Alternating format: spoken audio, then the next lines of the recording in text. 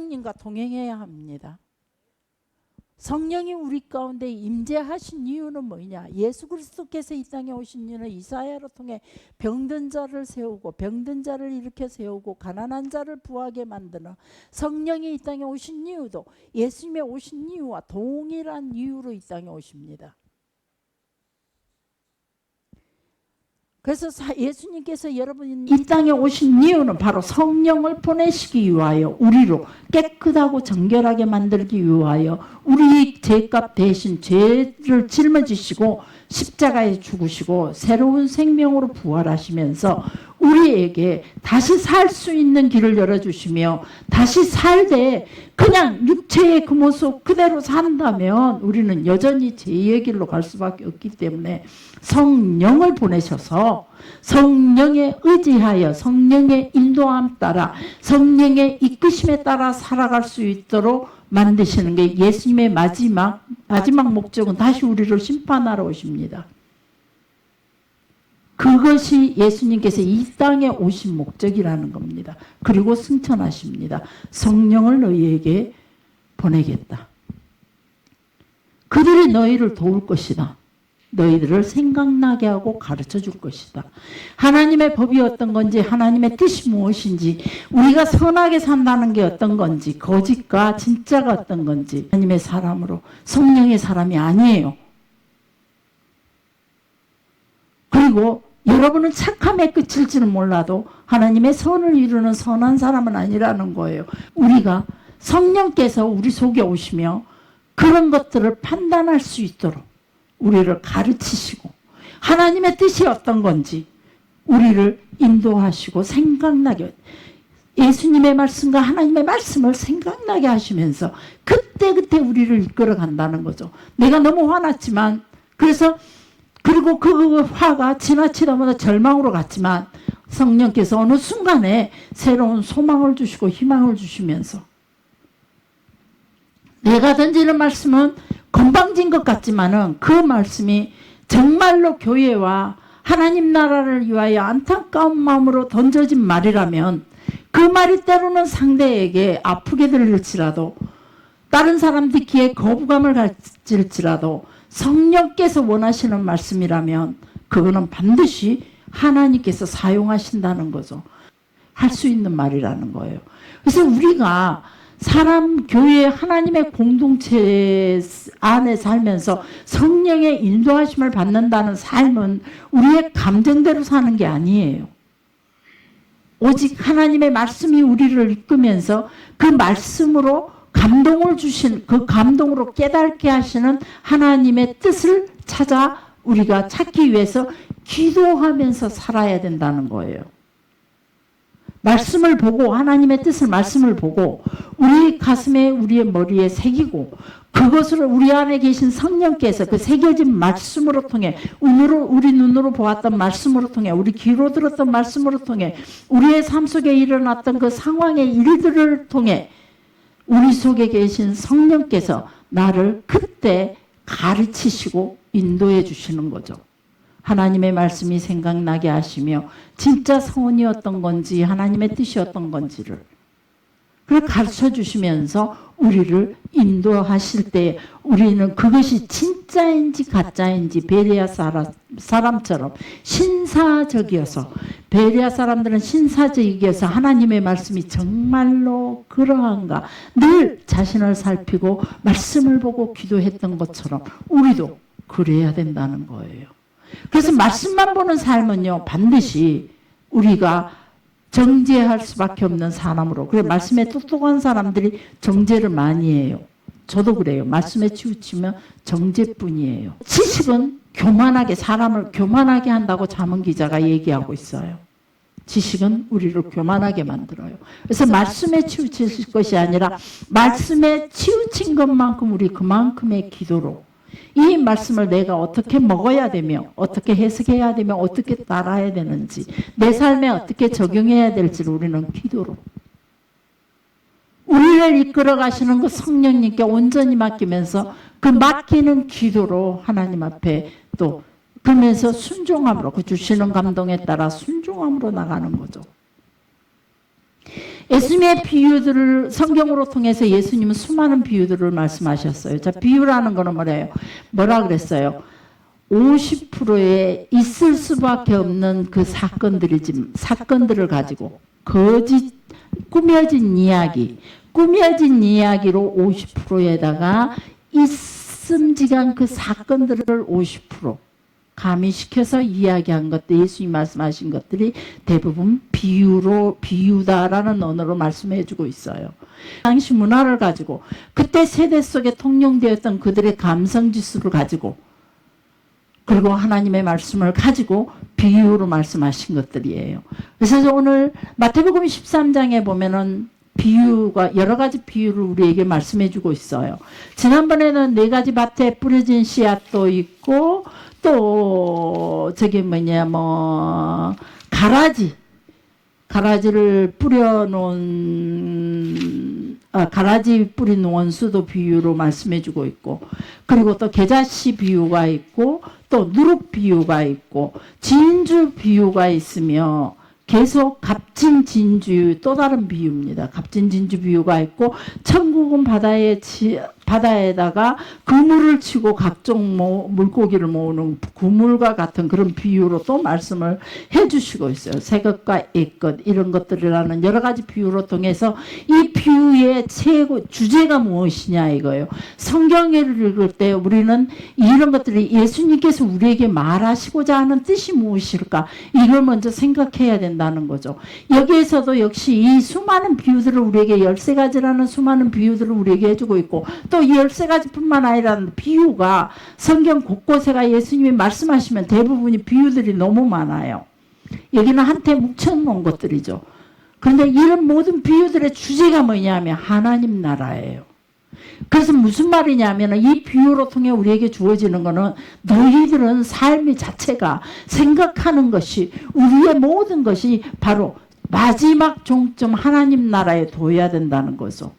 이 땅에 살아가는 삶이 우리에게 아주 소중하기도 합니다. 이왕이면 내가 좀 편하게 지냈으면 좋겠고 이왕이면 내가 좀 더 많은 걸 가지고 있었으면 좋겠고 이왕이면 내가 조금 더 건강했으면 좋겠어요.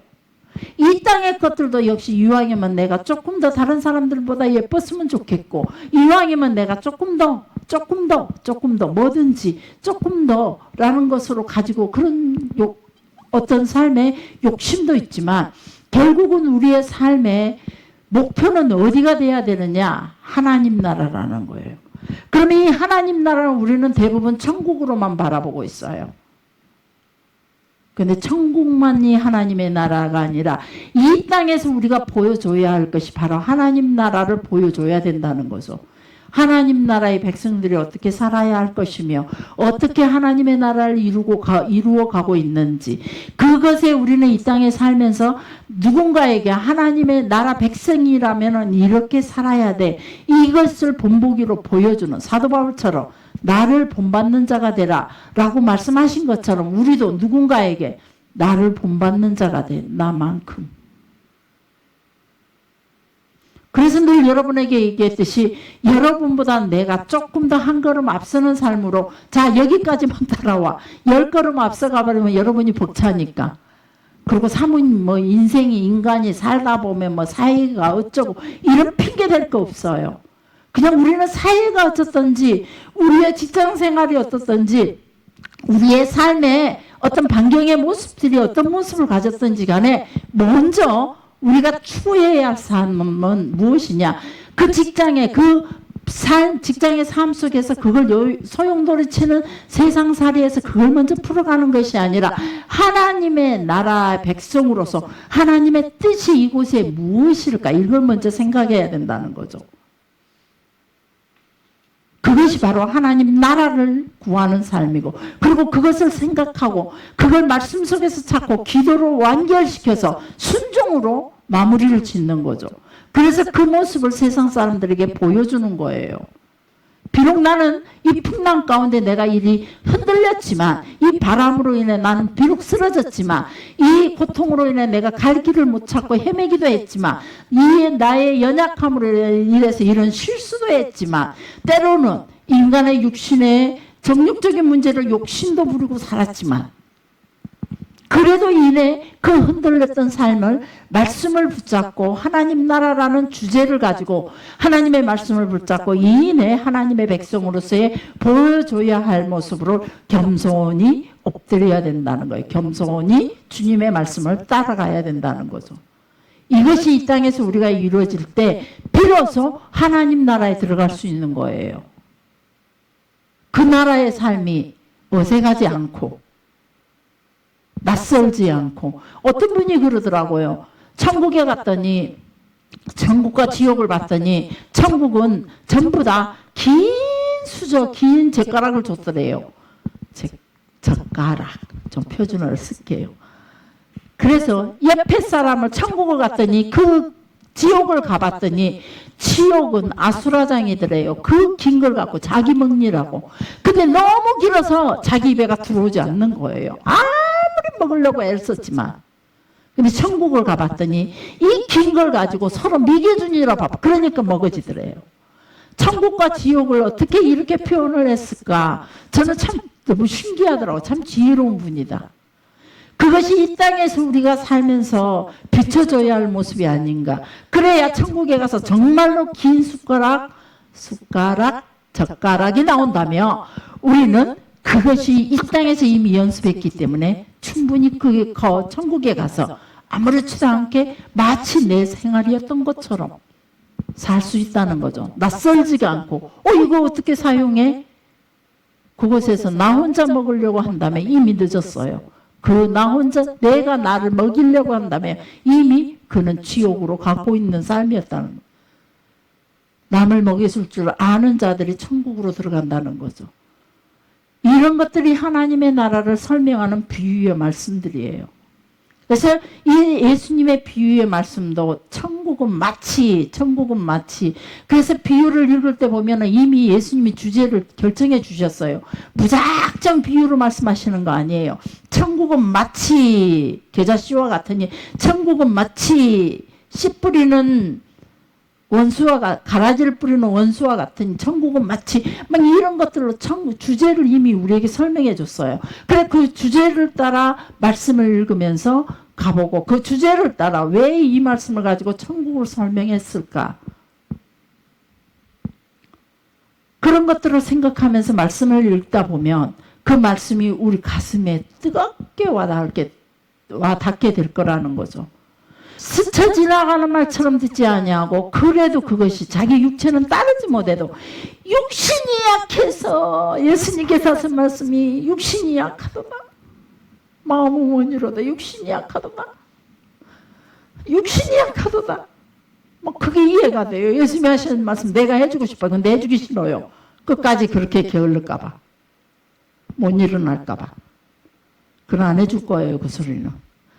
우리가 하면 할 수 있는 것들이라는 거죠.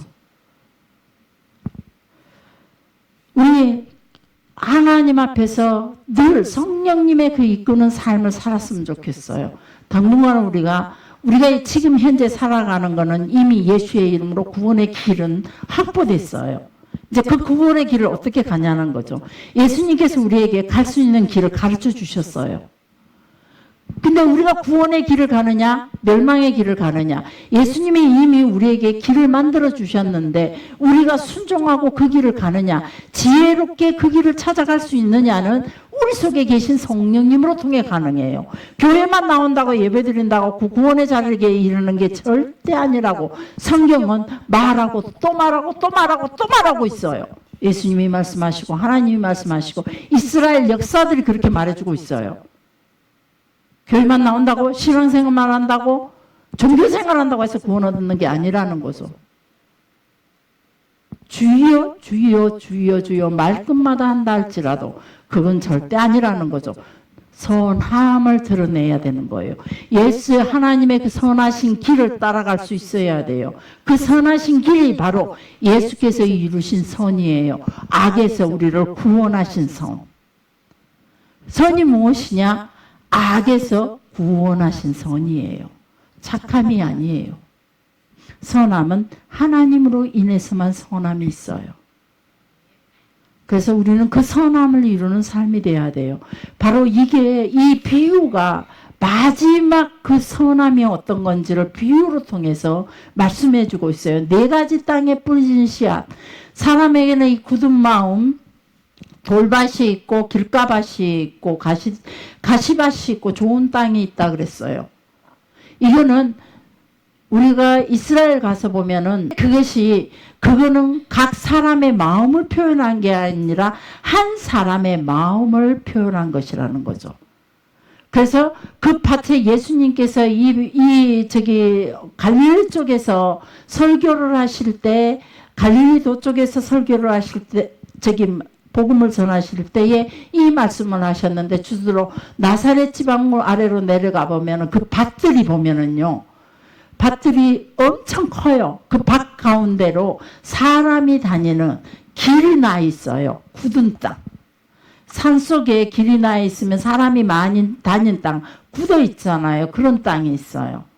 그리고 그 밭에가 얼마나 그 사람들 나름대로 돌들을 가지고 밭고랑 가로 이렇게 치우고도 있지만 보면은 그 밭에가 돌자갈이 그렇게 많아요.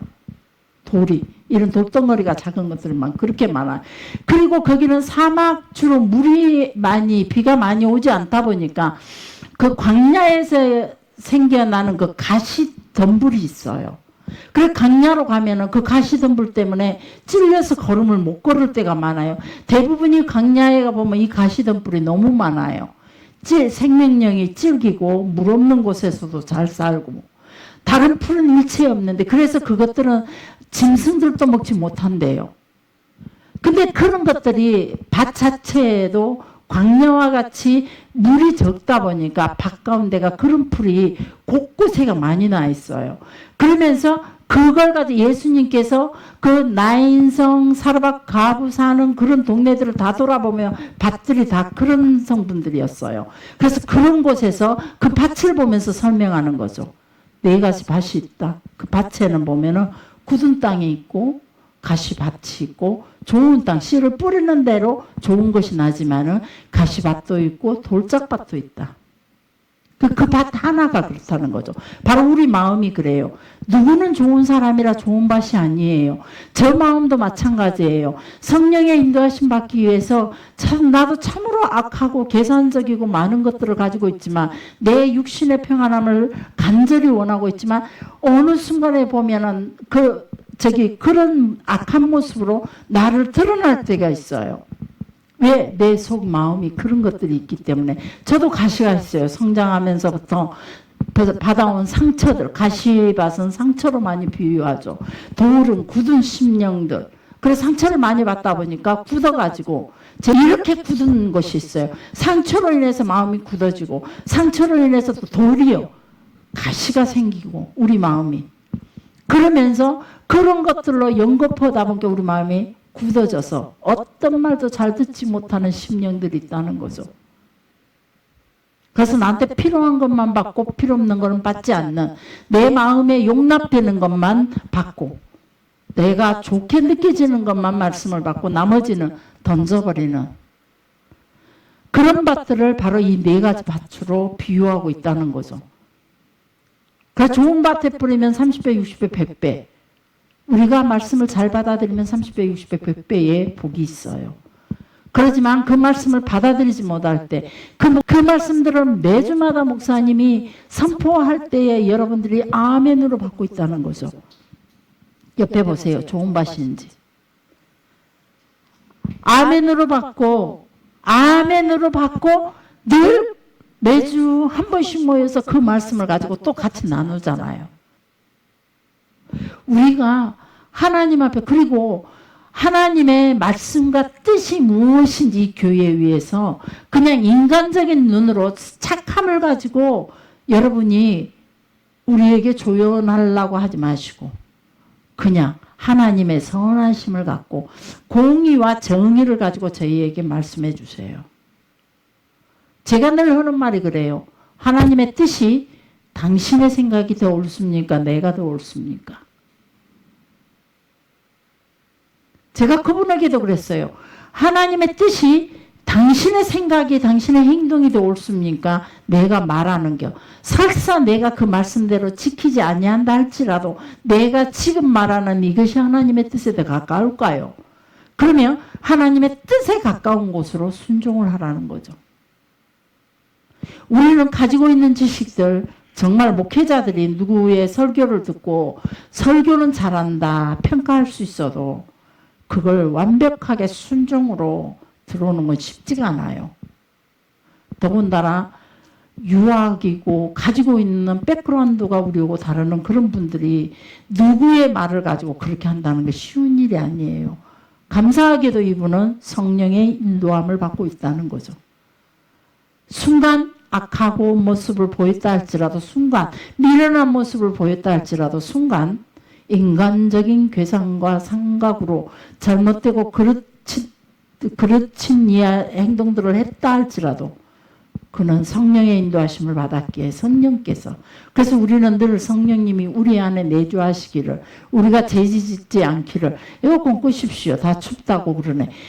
죄짓지 않기를 성령의 인도함을 받기를 여러분들이 늘 그걸 간절히 기도하셔야 돼요. 우리 지금은 성령 시대예요.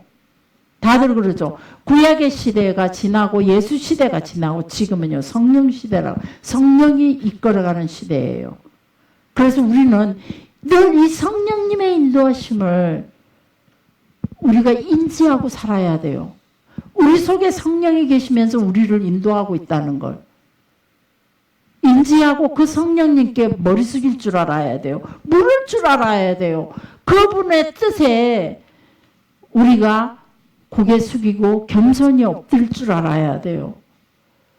매 순간마다 우리는 우리의 감정에 너무 충실해요. 우리의 지식에 충실해요. 우리의 욕심에 충실해요. 내 삶의 조건에 충실해요. 그리고 이 사회에 흘러가는 문화에가 더 충실해요. 요즘 시대는 이런 바지가 유행이더라. 요즘 시대는 이런 행동이 더 유행이더라. 그런 소리, 그런 데에는 우리가 너무 충실하면서 사실은 하나님의 말씀 속에서 변해가는 이 급하게 악하게 변해가는 이 사회 속에서 말씀에 충실하지는 못해요. 그것을 내 삶에 가져다가 내 삶에 완전히 드러내는 삶이 쉽지가 않더라 이 말이죠. 네 가지 밭으로 통해서 그런 것들을 보여주고 그 다음에 가라지가 늘 우리는 주인은 분명히 좋은 씨만 뿌려요. 그러지만 밤중에 잘 때 원수가 와서 가라지를 덧뿌리고 가요. 그래서 교회에서 말씀 들을 때 이 시간에 설교 말씀 들을 때는 아멘으로 받아요.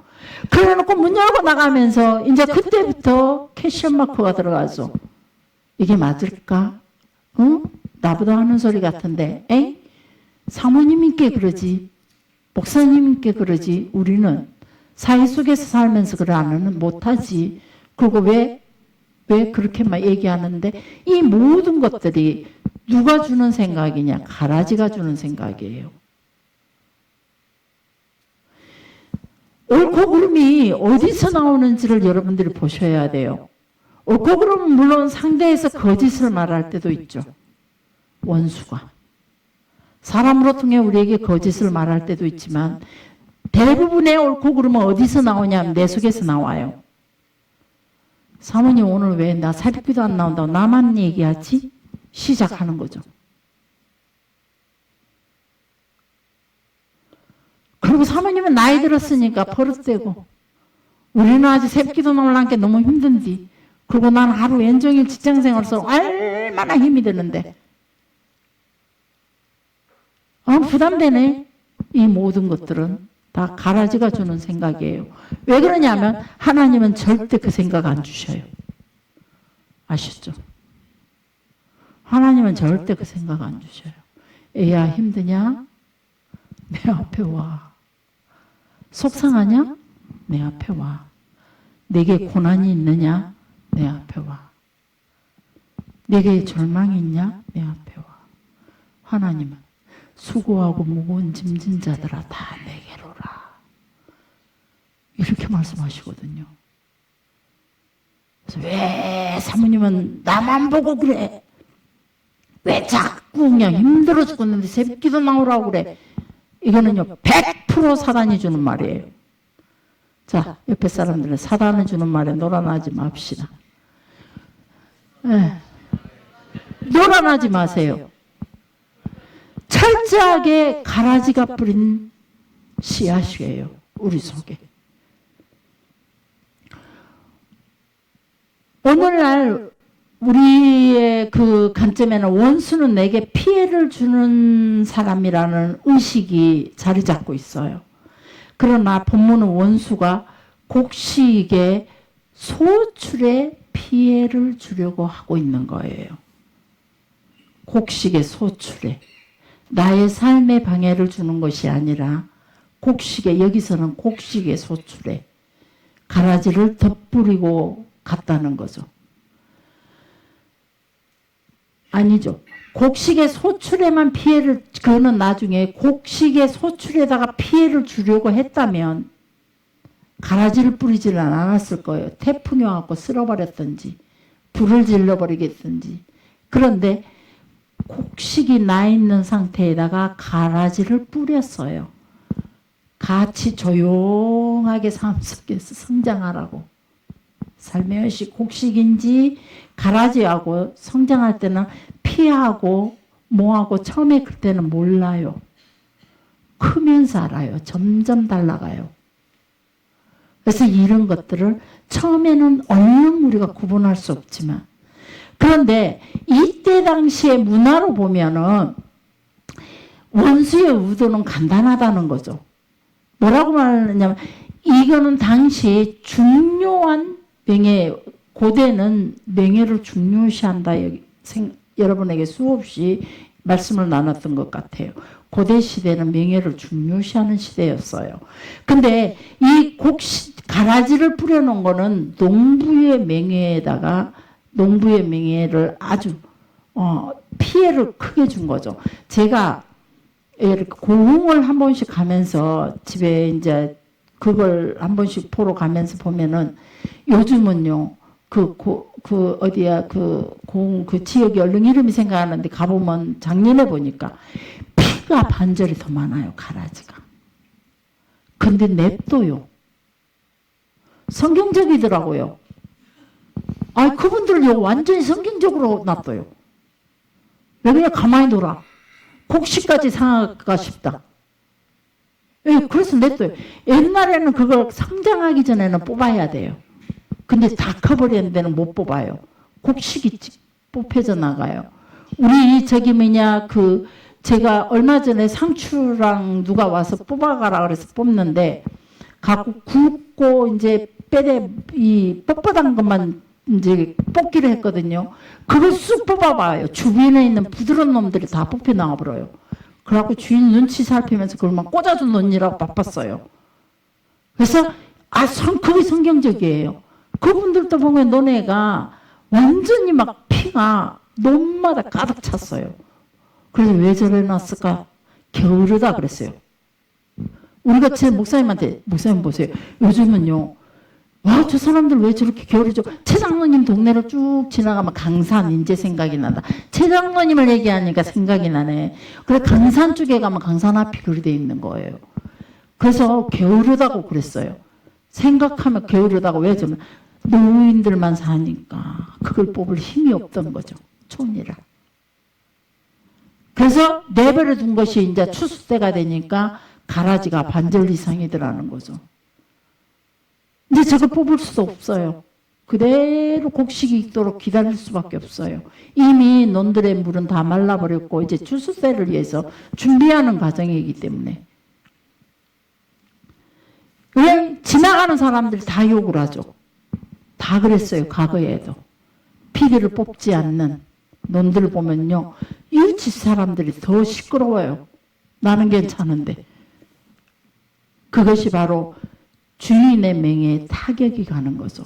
사단은 결국은 우리가 그 사람이 평생 우리 속에 가라지를 뿌리는 이유는 이명권사 속에 나쁜 가라지를 뿌려놓고 평생 오랫동안 그 수치를 안고 살도록 하기 위해서 우리 속에 가라지를 뿌린다는 거죠.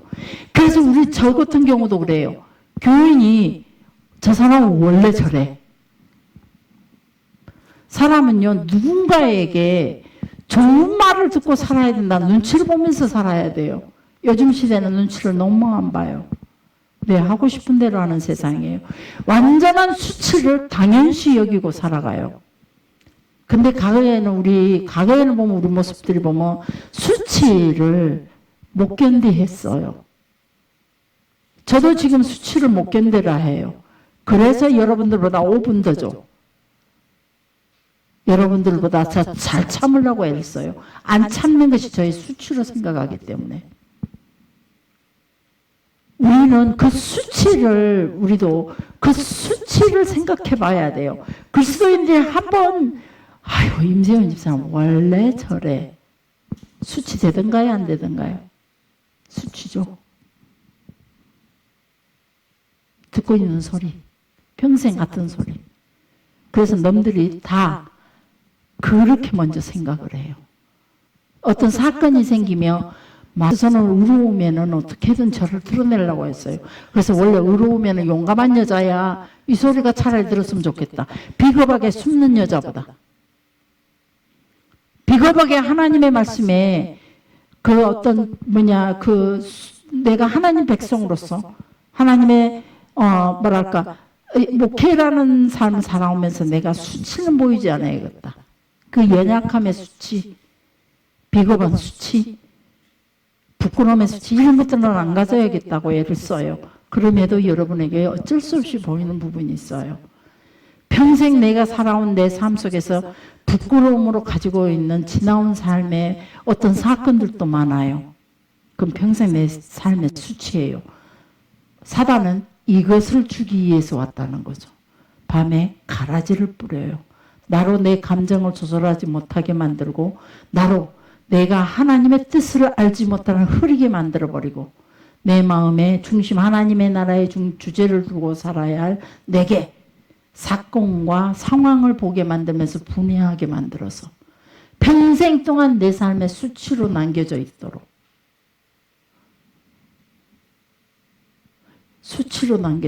그래 가라지는 왜 뿌려놓냐? 바로 우리에게 수치를 주기 위하여 사단은 뿌려놓는다는 거죠. 곡식을 거두지 못하게 할 것 같으면 불 질러버리면 끝나는 거예요. 우리가 하나님의 나라를 이루어 가려고 할 때 그 수치는 결코 하나님 나라에 우리에게 부끄러움이 되는 거예요. 하나님 나라에 서지 못하다. 그래서 어떤 수치로 인해서 전에도 이게 수치로 인해서 떠나가게 되고 수치로 인해서 결국은 교회의 삶을 멈추게 되고 수치로 인해서 누군가의 앞에 정면으로 나서지 못할 때가 많다는 거죠. 저도 그래서 사단은 결국은 내게도 가져다 뿌려준 가라지가 이 수치다 이 말이에요. 내 삶 속에 내 목회 영역 속에 사단이 가라지를 뿌려놓았던 거죠. 그래서 그게 내 목회 영역 속에서 내게 평생 살아오면서 내게 수치로 남아있어요. 그 가라지들 때문에. 그래서 우리가 그런 것들을 천국을 비유하면서 주신 말씀들은 우리가 그 천국을 주제로 알아야 된다는 거죠. 천국을 비유로 줬는데 이걸 개인이 내 삶 속에 그냥 농사에다 갖다 적용을 시켜놓고 거기에만 집중해봐요. 하나님의 뜻을 절대 깨달을 수가 없는 거예요. 겨자씨 비유도 그래요. 겨자씨는 천국은 마치 자기 밭에 갖다 심은 겨자씨 하나를 갖다. 당시 겨자는요 길거리 들판에 흔하게 자라는 풀들이었어요. 제가 이스라엘 가보면요 계절을 잘 만나서 가면 들 가운데 산 어지간한데 밭고랑가인데 제가 올해도 막 그냥 그 보성을 가가지고 밭고랑 가운데 뭐 그런 가운데 이렇게 나 있는 그 노랗게 꽃피려고 하는 갓 엄청 있더라고요. 이런 것들이 바로 겨자씨하고 비슷해요. 겨자씨가 이거 비슷해요. 그래가지고 길가에고 어디고 가면 이 겨자씨가 그렇게 많이 나와 있어요. 그래서 당시 사람들이 풀과 나무를 정의한다면 겨자씨를 왜 나무라 그랬어요? 겨자씨 나무. 계자씨를 왜 나무라 그랬을까? 이게 문제죠. 그리고 과거에 옛날에 성지순례를 가면 계자씨를 팔았어요. 왜? 솜털 같은 그 민들레 꽃씨 같은 그런 것들을 계자씨라고 팔았어요. 그게 가짜예요. 계자씨는 배추 씨알 같은 거예요. 그리고 작은 거. 배추 씨알 같은 거. 배추 씨알도 자라서 하나 떠들었으면 찾기가 힘들어요, 바닥에서. 그게 계자씨죠. 자, 그래서 그 관광지 이스라엘에서도 사기꾼이 엄청 많았어요. 가면은 이만한 병에 담아서 그 먼지 같은 그 터럭 같은 그건 한 개 이어놓고 이게 계자씨라고 그러고 팔았었거든요. 자, 이 계자는 여러 해 살이 다년생 풀 같은 거예요. 근데 나무와 그 풀의 차이가 뭐냐면 땅에서 씨앗을 뿌리면 땅에서 이 새순이 나오면은 곧바로 잎부터 쫙 펼쳐지는 애들이 있어요. 그런데 가지들이 거기에서 나와서 가지가 계속 크는 애들이 있고 바로 계자가 그래요. 계자는 상추는요. 잎이 나와서 잎으로 풍성해갖고 끝나요. 배추도 잎이 나와서 잎으로 풍성해서 끝나요. 근데 계자씨나 무씨 같은 거 보세요. 잎이 커가지고 쭉 대가 올라오죠. 그래서 그들은 그걸 나무라라고 표현을 했어요. 가지가 서로 얽혀가지고 그래서 계자씨 그 나무 우리가 새가 앉을 수 있는가? 새 앉을 수 있어요. 그런데다가 수도 없이 뿌려진 노랗게 제주도 가면은 유채의 꽃이 막 엉켜져 갖고 그 속에 사람들이 숨을 수 있어요. 그 위에 새들이 집들을 짓고 살 수 있다는 거죠. 수많은 새들이 들어와서 서로 얽혀서 의지해서 있기 때문에 그래서 이 계자씨는 이스라엘에서 약 1.8m에서 2m 정도 크는 군락 식물이라고 봐야죠. 그래서 우리 들판에 흔한 다년생 풀 같은 3월 중순에서 4월 초순까지 노란 유채꽃이 피듯이 그것도 노란 꽃이 정말 온 들판에 피어 가는 것만 발에 걸치는 게 계자나무예요.